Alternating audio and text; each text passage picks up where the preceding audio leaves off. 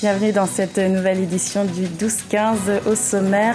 Premier conseil des ministres pour le nouveau gouvernement ivoirien. Les ministres doivent désormais s'atteler à la mise en œuvre du programme du président Alassane Ouattara.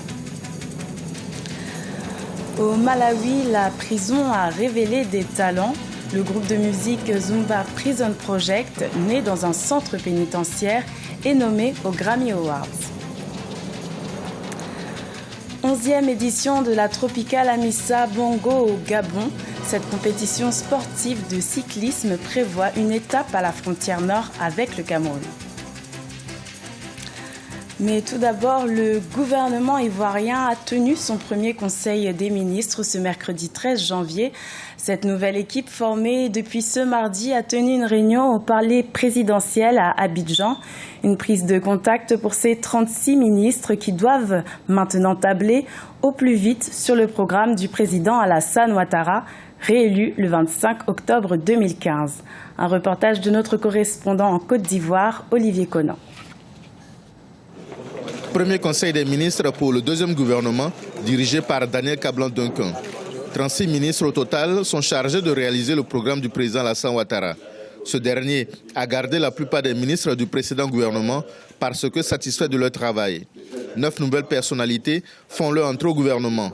Parmi elles, l'ancienne présidente de l'université Félix Houphouët-Boigny de Cocody, Mme Ramata Bakayoko-Li, chargée de relancer l'enseignement supérieur pour améliorer l'employabilité des jeunes diplômés avec des formations adaptées au marché de l'emploi. Développer la pédagogie numérique pour un enseignement de qualité, parce que le marché du travail, aussi bien national qu'international, est devenu très compétitif. Et donc nous devons former des ressources humaines de qualité. Et puis c'est aussi une recherche pertinente au service de la nation, des problèmes de la société. Le gouvernement va également mettre l'accent sur l'accélération de la réconciliation nationale. Le programme national de cohésion sociale, chargé de l'indemnisation des victimes de la crise post-électorale de 2010, devient le ministère de la solidarité, de la cohésion sociale et de l'indemnisation des victimes. Nous espérons qu'avec les efforts que nous allons fournir, en respectant les instructions du président de la République, nous allons parvenir à une Côte d'Ivoire cohésive, parce que la réconciliation et la cohésion sociale constituent le défi numéro 1 de ce mandat 2015-2020. Le président Alassane Ouattara a annoncé une nouvelle loi sur le foncier rural. Elle sera mise en œuvre par l'un des nouveaux venus au gouvernement, Louis-André Dakouri Tablé, ministre des Eaux et Forêts. C'est un domaine assez dense, assez compliqué même. Je ne vais peut-être pas... je n'ai pas la potion magique, mais je vais faire ce que je peux. Vous savez, les problèmes de terre, les problèmes de forêt, c'est pas évident. Donc, si on m'a fait confiance, je pense que je pourrais réussir. Parmi les priorités du nouveau gouvernement au plan économique figure l'accroissement de la transformation des matières premières agricoles. Cependant, la philosophie de l'action gouvernementale sera la redistribution des fruits de la croissance économique pour améliorer les conditions de vie de la population ivoirienne. Dans l'actualité également au Gabon, le ministère de la Défense a décidé d'ouvrir une enquête sur les accusations de viol sur mineurs portées à l'encontre de soldats. 3 pays membres de la mission onusienne en Centrafrique sont concernés par ces accusations. Il s'agit de l'Égypte, du Maroc et du Gabon. Les autorités gabonaises ont donc décidé de faire la lumière en ce qui concerne ces militaires gabonais. Un sujet de Zahra Mohamed Moutiou. Une enquête sur les soldats gabonais en Centrafrique a été lancée par le Gabon. Elle fait suite à l'enquête initiée par l'UNICEF qui incrimine les casques bleus de la MINUSCA, originaires de 3 pays, le Maroc, l'Égypte et le Gabon. Objectif, établir les responsabilités des soldats accusés d'abus sexuels sur mineurs dans le cadre de leur mission. Selon les règles de l'ONU, c'est aux pays dont sont originaires les casques bleus qu'il revient d'enquêter et de procéder aux sanctions. Les pays qui ont envoyé les militaires peuvent minimiser, voire pratiquement nier les faits, parce que cela empêche ces pays. Il faut savoir que quand on envoie des militaires à l'étranger, l'État reçoit de l'argent de l'ONU, c'est-à-dire qu'il rentre dans le budget. Et s'il y a beaucoup de cas, on peut empêcher les militaires d'y aller, c'est-à-dire que l'État perd aussi de l'argent.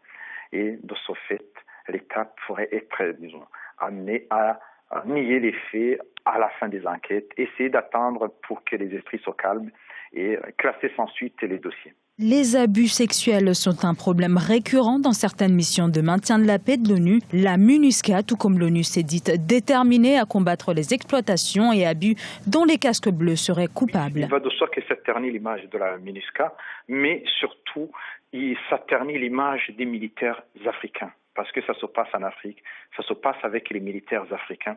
Cela veut dire que beaucoup d'armées africaines ne sont pas bien encadrées, elles ne sont pas très disciplinées et donc peuvent s'adonner à quoi que ce soit. Cela ternit vraiment cette image et cela montre aussi que dans beaucoup de pays, il faut reprendre la discipline de leurs militaires parce que sans cela, il n'y a pas moyen de protéger la nation et le peuple. Ces nouvelles accusations portent à 26 le nombre de cas d'agressions sexuelles impliquant la mission multidimensionnelle intégrée des Nations Unies pour la stabilisation en Centrafrique, déployée depuis le 15 septembre 2014. Les résultats provisoires des élections législatives en Centrafrique ont été annoncés ce mercredi 13 janvier. Le premier tour s'était tenu le 30 décembre 2015, en même temps que celui de l'élection présidentielle. 22 députés ont été élus à la majorité absolue sur les 140 sièges à pourvoir. La plus grande surprise est l'élimination dès le premier tour d'Anissé Georges Dologuélé, candidat provisoirement en tête du premier tour de l'élection présidentielle. Ces résultats provisoires contestés doivent être validés par la Cour constitutionnelle. Au Malawi, un groupe de musique a connu le succès derrière les barreaux. Les Zumba Prison Project est un groupe formé en prison. Leur premier album, I Have Know Everything Here, est sorti en janvier 2015 et a fait un carton.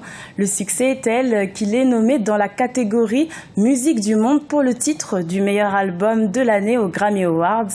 Plus de détails avec Fanny Mounichi. C'est la surprise des Grammy Awards 2016. Ce groupe malawite, les Zumba Prison Project, composé de détenus et du personnel pénitentiaire, a été sélectionné aux prestigieuses récompenses musicales. À l'origine du projet, le producteur américain Ian Brennan. En 2013, il auditionne 60 prisonniers et gardiens et en retient 16. Parmi eux, Anisani Thomas, condamné à la prison à vie, est désormais claviériste du groupe.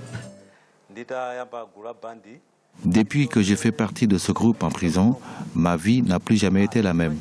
Je suis quelqu'un qui a changé. Et ma peine de prison à perpétuité, c'est plus une sorte d'école qu'un travail pénible. Je crois que Dieu avait un plan. Je suis quelqu'un d'heureux.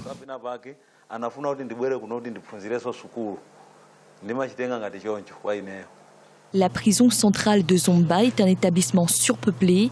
Construite en 1935 avec une capacité de 340 détenus, elle en accueille aujourd'hui plus de 2000. Pour le personnel pénitentiaire, la nomination du groupe pourrait être un argument pour la réforme des établissements correctionnels en Afrique.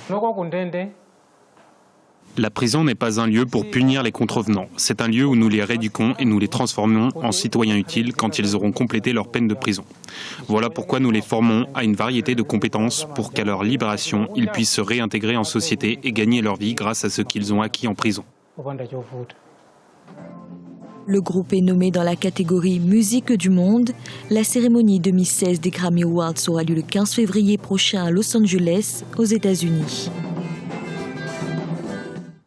Et à la page sport du cyclisme au Gabon avec la 11e édition de la Tropicale Amissa Bongo qui se tiendra du 18 au 24 janvier 2016. Cette année, cette course internationale accueillera 15 équipes professionnelles et amateurs. Pour la deuxième fois depuis sa création, une étape est prévue à la frontière nord avec le Cameroun. Un reportage de notre correspondant au Gabon, Douglas Toutoum.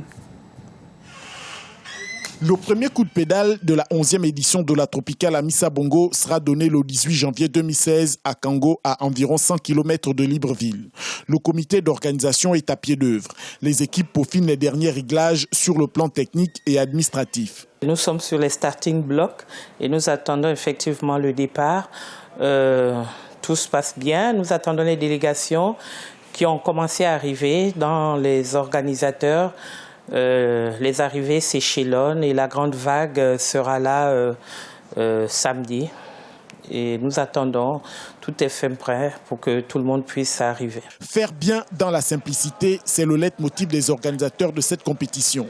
Pour marquer la notoriété de l'épreuve, cette année, le Tour fera une escale au Cameroun. Alors cette fois-ci, nous allons prendre la nationale et l'innovation, c'est qu'on quitte le national pour aller dans l'international.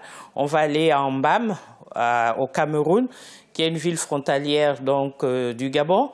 Et nous irons également à ce qu'on appelle le carrefour des 3 frontières, à Meyokié. Donc les populations de Meyokié, donc du Cameroun, du Gabon et de Guinée équatoriale, pourront voir la petite reine passer devant leur village. 15 équipes prendront part à cette 11e édition de la Tropicale à Missa Bongo, dont 10 équipes africaines, 4 équipes européennes et une équipe brésilienne qui va courir pour la première fois sur les routes gabonaises. Au total, 96 coureurs professionnels et amateurs vont s'affronter du 18 au 24 janvier 2016 sur les pistes de la Tropicale à Missa Bongo. Pour rappel, la Tropicale est la course qui ouvre la saison sportive de l'Union cycliste internationale. C'était le journal de la rédaction. Merci pour votre fidélité. Retrouvez dans quelques instants une nouvelle édition de l'information sur Africa 24.